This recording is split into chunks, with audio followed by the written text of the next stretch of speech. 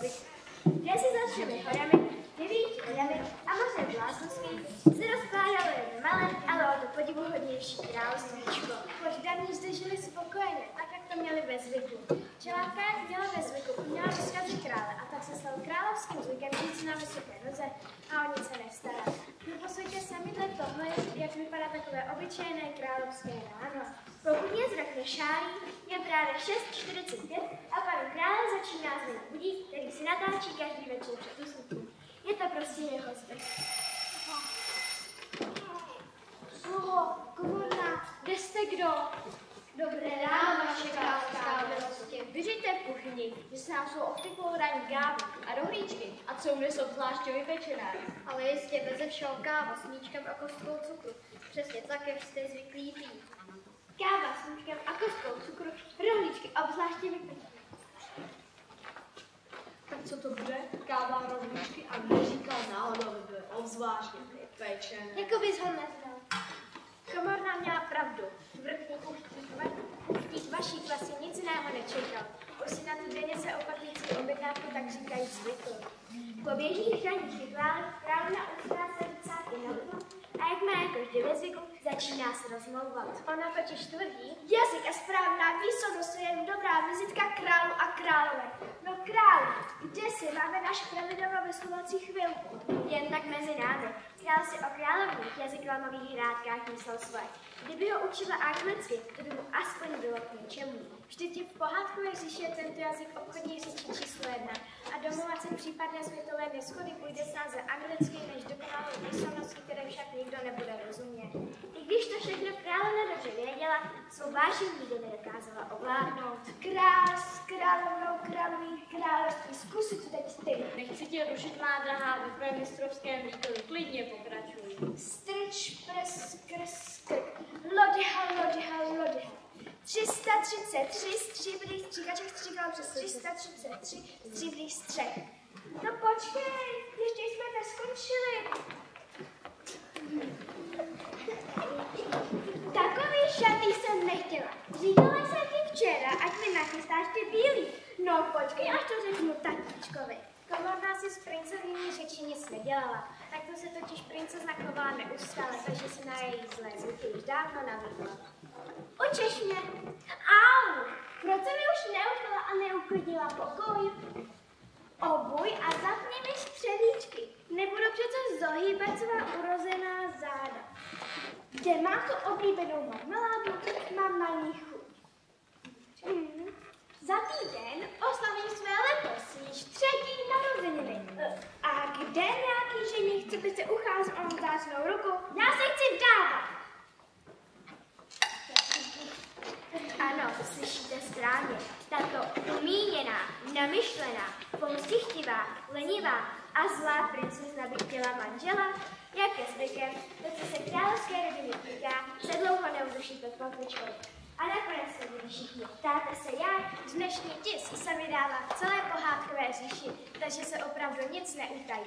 Ani tady v malebném městečku před pekárnou u rohlíčků. Jeden třesk, navrhlá princezna se chce vdávat, ale žádný nechce. Královna se zbláznila, mluví jen v jazykolamech, kupte si noviny. Drak potvrdil, že už nehodlá jíst princezny. Ježibaba vyměnila své koště za koloběžku. Kupte si noviny. Jen za polovičku, teda celou cenu. Neste jablka od cizích lidí, barvě sněhurka. Což jste to říkala o té princezně? Namyšlená princezna se chce vdávat, ale žádný nechce. Dejte mi jeden víc. Kolik stojí? 5 dalších troška.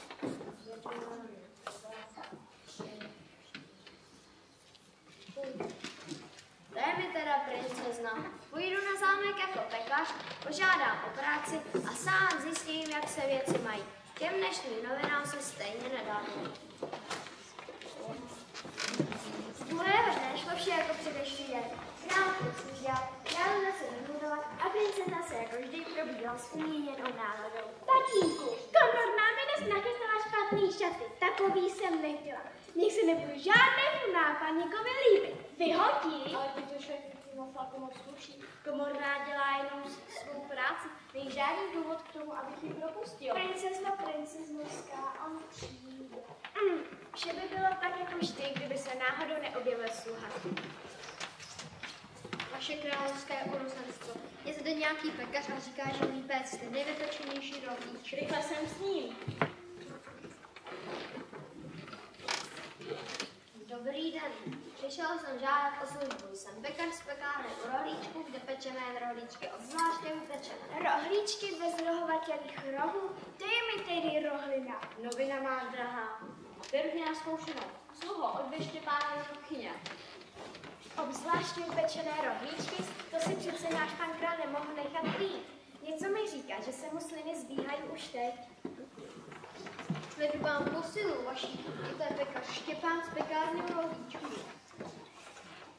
Ta princezna je krásná jako obrázek. Vypadá milé, skromně a pracovitě. A přitom se v dnešní vydání nedělního třesku četl, že je namyšlená a nikdo ji nechce. Kdo si ještě nevšiml, pekař Štěpán se nám zamiloval až pouště. Takže je to pravda. A já se asi zamiloval. Tak to ti přeju, Štěpáne, hodně štěstí, ještě nikomu se nepodařilo naši princeznu změnit. Dobrý den, co bude dnes k obědu? Nedříčková polevka, sluncecí řízky a bramborový salát. Děkuji.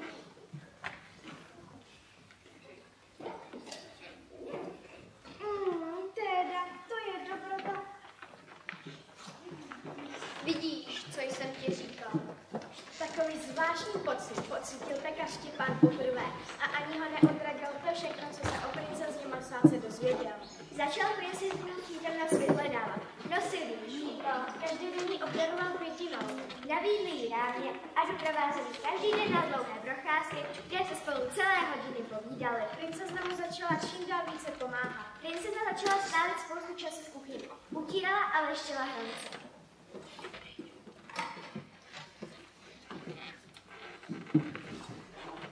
Všimla si má drahá, že dcera se jak se změnila. Nežaluje, je pokorná. A dokonce mi kuchník Vašík říkal, že jim často pomáhá v kuchyni a že už se jim nestrácí marmeláda. Máš pravdu, dokonce komorná říkala, že naše dcera o tom pekaři dělá jen říkanky. Tatínku, maminko, nechovala jsem se dobře.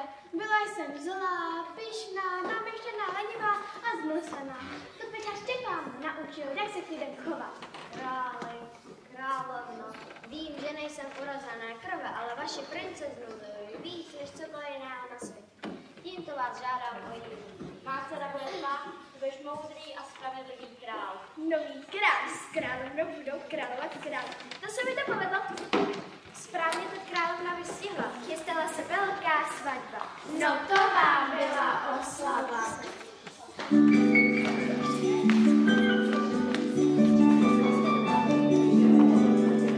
Z pekárny světa za láskou svou, nejednu překonal jsem vůli zlou. Mama je princezna, ta jistě rozezná, že jí má vážně rád. A v jeho blízkosti se náhle zdá, že letat v oblacích se málem dá. Já tu půjdu ruku, netřeba záletu, jeho srdce nelze vůbec bát. Oslavou veliká a proč se chystá, a bude mi spousta, a od nás soustrach. Ať naše láska je vždy stejně čistá, a pevná jako brány drát.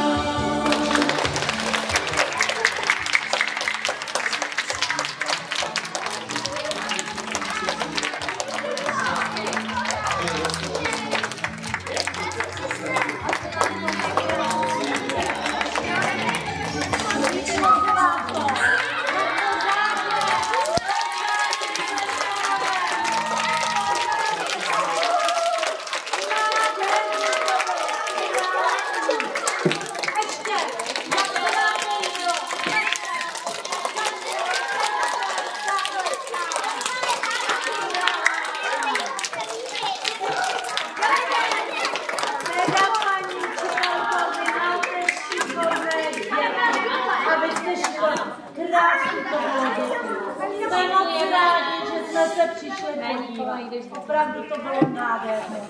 A my děkujeme, že jste přišli, protože právě kvůli dětem jsme to trénovali, že jo? Tak jo, takže vám děkujeme. za pozornost, že jste výborní diváci.